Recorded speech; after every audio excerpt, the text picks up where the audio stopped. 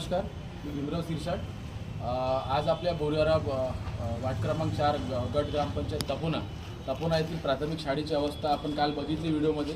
त्या व्हिडिओमध्ये काही गावातील रहिवाशांनी सांगितलं होतं की जे आमचे 2 क्लास आहे शाळेचे, त्यामधला एक क्लास रेल्वेच्या बांधकामामुळे पाडण्यात नाही आला आणि एकाच क्लासमध्ये 1 ते 5 वर्गापर्यंतचे विद्यार्थी एकाच क्लासमध्ये बसतात आणि एकच टीचर त्यांना शिकवतात। असं मी शिक्षण अधिकारी जिल्हा परिषद यांना सांगितलं की अशी अवस्था आमच्या शाळेची आहे आणि लोक सांगित आहे की 11 लाख रुपये 2022 ते 2023मध्ये निधी आलेला आहे। याचं काही आत्तापर्यंत खर्च करण्यात नाही आलेला नाही किंवा त्याच्यावर काही उपाययोजना करण्यात आलेली नाही आहे। जे बांधकाम पाडण्यात नाही आलेलं आहे शाळेचं, त्यावर काहीतरी उपाययोजना व्हावी या संदर्भात मी त्यांना भेटलो।